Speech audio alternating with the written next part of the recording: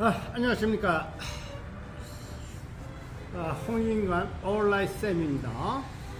자, 오늘은 6월 13일 월요일입니다. 오늘 날씨가 상당히 흐립니다. 그래서 오늘 유타주 프로브에도 이렇게 비가 많이 내리고 있습니다. 비가 이렇게 내리고 있는데요. 때로는 이제 비가 와야죠. 그러니까 아주 공기도 상쾌하고 날씨가 시원합니다. 아주 시원하고 몸에 약간 한기가 느낄 정도로 정말 시원합니다. 그리고 자, 이렇게 비가 오니까 나무들도 더 푸르러진 것 같고 또 잔디밭에 있는 잔디들도 더 푸르러진 것 같습니다. 또 모든 식물들이 이렇게 비가 와야지 잘 자라겠죠. 자, 그래서 오늘은 요즘 며칠 동안 이렇게 비가 가끔씩 유타주에 옵니다. 여름이라는 게 건조한 유타주에도 이렇게 비가 옵니다. 자, 오늘은요, 선생님이 오늘 여러분들께 하고 싶은 얘기는요, 자, 많은 사람들이 인생의 짐이 무겁다고 여깁니다. 예, 인생의 짐은 사실 무겁습니다. 정말 무겁습니다. 맞아요. 어느 곳에 사는 사람들라도 인생의 짐이 무겁지 않은 사람이 없었습니다. 그래서 우리의 인생은요, 정말 짐이 무겁습니다. 우리가 짊어지고 가야 할 그런 짐이 아주 무겁고요. 지난번에도 선생님이 얘기했듯이요, 인생이라는 건 무거운 짐을 지고 저 정상 위로 올라가는 그런 등산객과 같다 하는 그렇게 생각합니다. 선생님은. 왜냐하면 우리에게 지어진 짐이 참 무겁습니다. 우리가 이제 성인이 돼서 결혼해서 부모가 돼도 또 자녀들을 키우려면 우리가 참으로 해야 할 일이 많습니다. 예. 그런데 그것을 기쁜 마음으로 할 수 있으면 참 좋겠죠. 예. 거기에 또 행복이 있고 또 기쁨이 있습니다. 자, 그러면 많은 사람들이 인생의 무거운 짐을 어떤 자기의 인생만 특별하게 무겁다고 느끼는 경우가 많습니다. 근데 실제 그렇지 않습니다. 모든 사람의 인생을 이렇게 자세히 관찰해 보면 모든 사람의 인생은 다 나름대로의 큰 어려움이 있습니다. 그래서 우리나라의 속담에 이런 말 있잖아요. 만석군은 10,000가지 근심 걱정이 가지고 있고 천석군은 1,000가지 근심 걱정이 가지고 있다고. 부자가 되는 대로 또 어려움이 있고, 또 우리가 또 권력이 높은 대로 또의 어려움이 있습니다. 그래서 인생 자체는 상당히 힘든 겁니다. 자, 그러면 그런 힘든 인생을 우리가 모든 사람이 살아가는데 그 무거운 짐을 좀 더 가볍게 할 수 없을까요? 예, 그 방법은요, 바로 예수님께서 우리에게 그 방법을 알려주셨습니다. 그래서 예수님께서 저희에게 그 유명한 모든 사람들이 다 아는 말씀이죠. 수고하고 무거운 짐진 자들아 다 내게로 오라. 내가 너희를 쉬게 하리라. 이는 내 마음은 온유하고 겸손하니 나에게 와서 배우라 그랬습니다. 그래서 또 내 멍에는 쉽고 가볍다 그랬습니다. 예, 그래서 자, 우리가 인생을 살아가는데 여러분 어떻습니까? 등산을 하는데 무거운 짐을 누가 같이 이렇게 들어주면, 전지전능하시고 능력 있는 분이 같이 들어주시면 어때요? 굉장히 도움이 되겠죠. 그리고 또 우리가 그렇게 옆에서 도와주는 분이 있으면 우리는 그 무거운 짐을 무겁게 느끼지 않고 이렇게 기쁜 마음으로 올라갈 수가 있습니다. 자, 그래서 여러분도 등산할 때 정말 믿음직한 사람이 옆에서 그 무거운 짐을 같이 짊어지고 같이 올라간다면 어떻습니까? 충분히 갈만하겠죠? 예, 마찬가지로 예수님께서는 우리가 수고하고 무거운 짐진 자들아, 우리 모든 인생들이 참으로 수고롭고 무거운 짐을 진 자들이라고 그렇게 얘기했습니다. 그래서 예수님께서 말씀하신 것처럼 우리가 예수님께 우리의 그 무거운 짐을 한번 맡겨 보십시오. 그러면 예수님께서 그 전지전능한 그분의 능력으로 그 무거운 짐을 대신 짊어지십니다. 그러면 우리가 충분히 우리의 삶이 감당해낼 만합니다. 자, 근데 많은 사람들이 그 원리를 알지 못하고 인생을 살면서요, 하나님을 섬기지 않고 잡기를 섬겨요.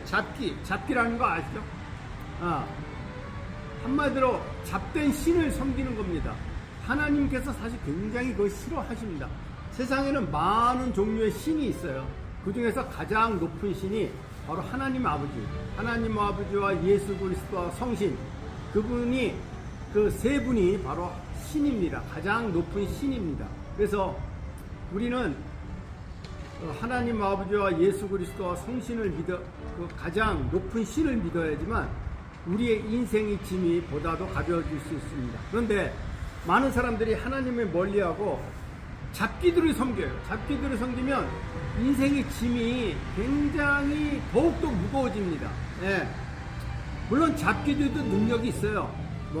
사람의 과거를 알아맞히는 능력이 있다거나 그런 능력이 있습니다. 그러나 그 잡기를 자꾸 섬기게 되면요, 여러분들이 잡기를 자꾸 그냥 내버려두면 안 돼요. 자꾸 그들을 또 섬겨야지 그들이 좋아요. 그래서 잡기들도 자기네들을 잘 섬기지 않으면 삐져가지고 회방을 놓습니다. 그래서 여러분 어떻습니까? 잡기 섬기는 사람은 1년에 몇 번씩 고사 지내면서 그런 잡기들을 달랩니다. 잡기들에게 소원을 빌고 합니다. 그런데 그거 다 부질없는 짓입니다. 잡기를 섬기면요, 집안에 우환이 끊이질 않습니다. 그래서 여러분들 선생님이 이따금씩 보는 프로그램에 이것이 인생이다 또는 인생 다큐 마이웨이 그런 프로를 유튜브를 통해서 자주 봅니다. 보는데 거기에 보면 거의 유명인들의 그런 인생이 잘 나와 있습니다. 유명인들의 인생이 잘 나와 있는데 사람이 유명하면 유명할수록 더욱더 인생의 그 풍파는 더 많은 것 같아요. 참 인생이라는 게요, 그야말로 버라이어티합니다. 아주 다양하고 인생의 시련, 고난, 그런 것들이 정말 다양합니다. 그야말로 영어로 하면 버라이어티합니다. 근데 그 수많은 인생의 무거운 짐을 짊어지고 가다가 그 무게에 못 이겨서 도중에 자살하는 사람도 있고 또 포기하는 사람도 있고, 그 인생이 아주 그냥 그 찌부러진 그 캔처럼 완전히 인생이 찌그러지는 경우도 있고요. 인생이 참 어렵습니다. 그래서 우리가 그 인생의 무거운 짐을, 우리가 주님께서는 분명히 수고하고 무거운 짐진 자들아 다 나에게 오라, 내가 너희를 편히 쉬게 하리라 그랬는데 그 말을 듣지 않고, 또 예수님께서 이런 말씀하셨잖아요. 나는 길이요 진리요 생명이니 나로 말미암지 않고서는 하나님 나라에 들어갈 자가 없느니라. 그래서 예수님 말씀이 곧 길이요 진리요 빛이라고 예수님께서 직접 말씀하셨습니다. 아무리 예수님께서 그렇게 말씀하셔도 그걸 듣지 않고 자꾸 잡기를 섬기는 사람들이 많습니다. 그래서 잡기를 섬기는 사람의 특징은요, 그냥 때가 되면 점쟁이 찾아가가지고 무당들 찾아가가지고 구술을 한다거나 굿하는 것도 그냥 돈 안 드는 일이 아닙니다. 한번 가장 싸도 보통 200만 원에서 300만 원은 최소한 듭니다. 돈 있는 사람 수천만 원씩 거기에 굿하는데 돈 내놓고 구술하고 말이에요. 그래가지고 복을 비는 사람들도 있습니다. 근데 진짜 부질없는 짓입니다. 선생님이 지금 이렇게 과감히 얘기할 수 있는 건요, 선생님이 옛날에 공무원 신분일 때는 선생님이 이런 얘기를 하고 싶어도 못했어요. 왜? 내가 공무원 신분이라 또 공무원이 종교 편향적인 얘기를 한다고 할까봐 선생님이 얘기를 못했습니다. 근데 이제는 선생님이 공무원의 신분에서 벗어났기 때문에 선생님이 정말 하고 싶은 말을 자유롭게 지금 할 수 있는 겁니다.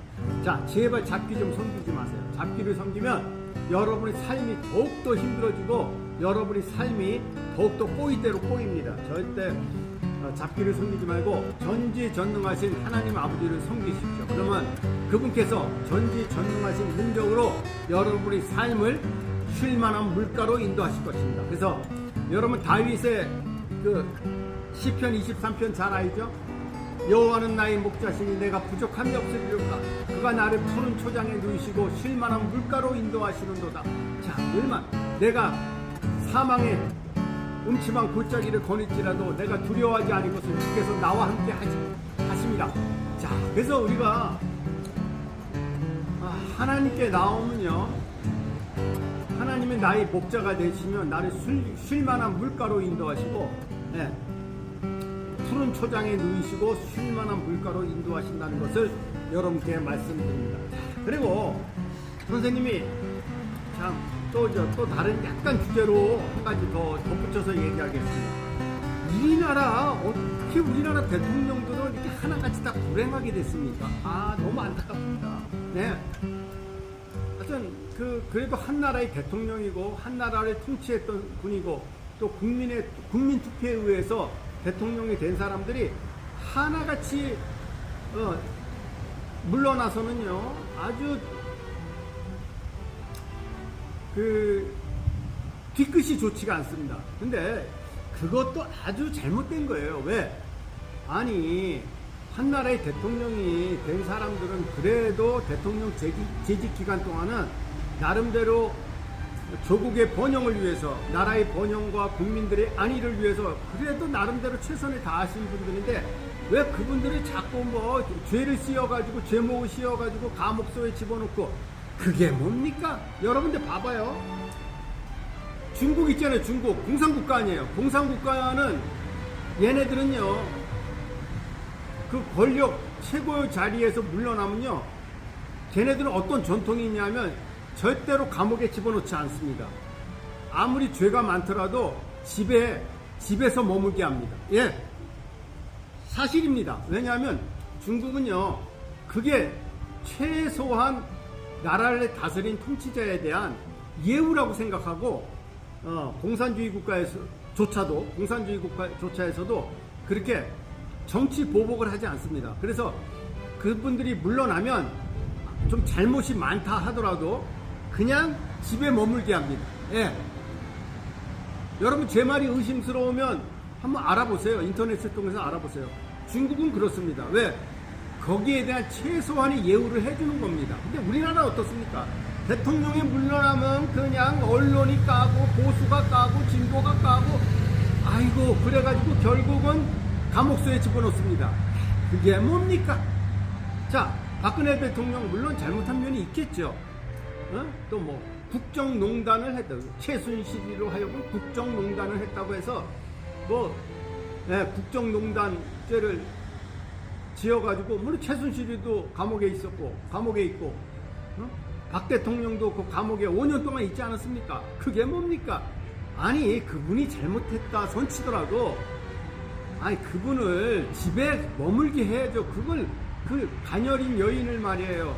그래, 나라를 위해서 나름대로 그래도 노력했던, 정말 최선을 다해서 노력했던 사람을 감옥에 집어넣는 게 말이 됩니까? 그거 잘못한 겁니다. 그거 잘못한 거예요. 우리나라도 중국처럼 아무리 좀 지도자가 통치 기간 동안에 잘못됐어도 좀 최소한 집안에 편히 머물게 해주어야지, 자기 그거 성향에 맞지 않다고 보수니 진보니 해가지고 그냥 대통령을 비난하고 대통령을 심지어는 자살하게끔 만들고, 그게 뭡니까? 그건 아주 큰 잘못입니다. 그리고 우리 이명박 대통령도 나름대로 재위 기간 동안 열심히 국민을 위해서, 열심히 국민의 안녕과 복지를 위해서 일했습니다. 근데 꼭 잘못했으면 잘못한 걸로, 그래, 잘못한 것은 잘못한 걸로 얘기하지만 꼭 감옥에 집어넣어야겠습니까? 한 나라의 통치자를? 아이고, 그것도 잘못된 겁니다. 그리고 지금 문재인 대통령도 지금 경남 양산에 가 있잖아요. 근데 또 보수에서 그냥 그 주변에서 데모하고 말이야, 감옥에 넣어라, 수갑을 만들어 가지고 수갑 그 주변에다 그냥 수갑을 매달아 놓지 않나. 그게 뭡니까? 아이고. 그래도 문재인 대통령이 물론 잘못한 것도 있지만 잘한 것도 많습니다. 우리나라가 문재인 대통령 될 때 어떻습니까? 우리나라가 완전히 그 전쟁의 위기에 아주 그냥 뭐 전쟁 위기가 코앞에 다다를 정도로 또 트럼프 대통령이 화염과 분노 아시죠? Flame and Fury. 화염과 분노. 북한에 대해서 더 이상 참지 않겠다. 전쟁을 해서라도 북한에 좀 손봐줘야겠다. 그래가지고 전쟁 위기가 진짜 가장 최고조에 이르렀을 때 어떻습니까? 우리 문재인 대통령이 평창올림픽을 어떻습니까? 평창올림픽을 아주 성공적으로 개최해가지고 그 화염과 분노 완전 전쟁 위기를 극복하지 않았습니까? 그건 잘한 겁니다. 그래서 5년 동안 우리나라가 그래도 평화로운 가운데 이만큼 우리가 잘 살 수 있지 않았습니까? 우리 문재인 대통령이 잘한 건 인정해야 됩니다. 그런 건데 그냥 보수해서 또 뭐 감옥에 넣어라 뭐 물론 문재인 대통령이 잘못한 것도 있습니다. 예를 들면 뭐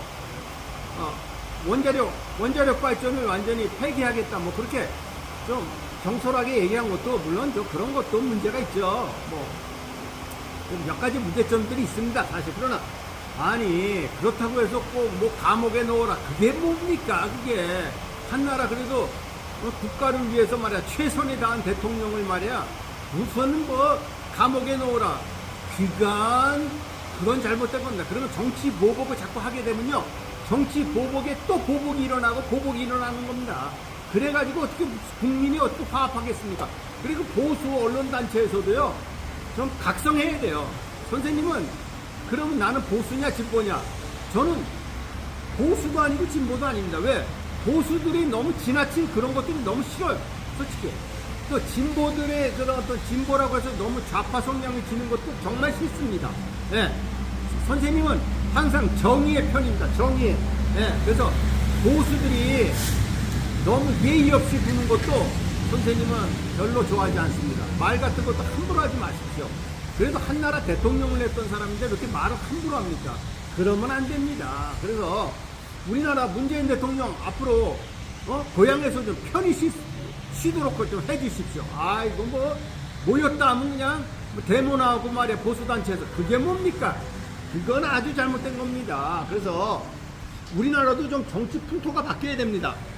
한나라 대통령은요 설령 좀 잘못을 했더라도 제발 좀 이렇게 뭐 감옥에 뭐 5년 동안 감옥에 넣거나 제발 좀 그러지 마십시오. 네. 물론 잘못은 잘못했다는 것은 우리가 확실하게 그건 밝혀야 됩니다. 밝혀야 되지만 그렇다고 해서 꼭 감옥에 집어넣을 필요가 있습니까? 우리가 중국이 잘하는 건 본받아야 돼요. 중국에서는 절대 그러지 않습니다. 정치 보복하지 않습니다. 집에서 머무게 합니다.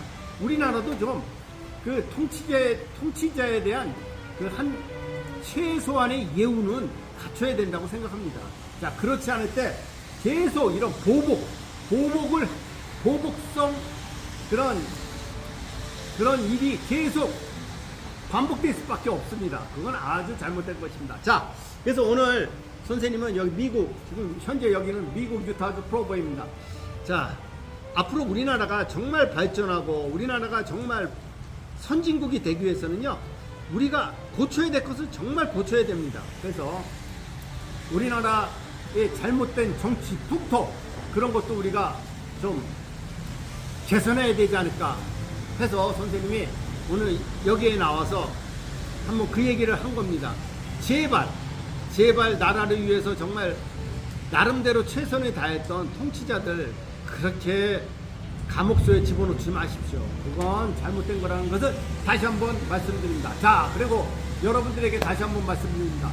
여러분이 인생이 정말 살만한 인생, 정말 행복한 인생을 살려면요, 절대 잡기를 섬기지 마십시오. 잡기를 섬기지 말고 전지전능하신 하나님을 앞으로 잘 섬기시기 바랍니다. 그러면 여러분의 삶이 참으로 복될 것이라는 것을 여러분께 말씀드립니다. 자, 그래서 오늘 저는요, 비 오는 날 유타주 프로브에서 홍익민강 온라인 쌤이 여러분들에게 전하고 싶은 말을 전했습니다. 자, 그러면 또 다음 시간에 뵙도록 하겠습니다. 바이바이. See you next time.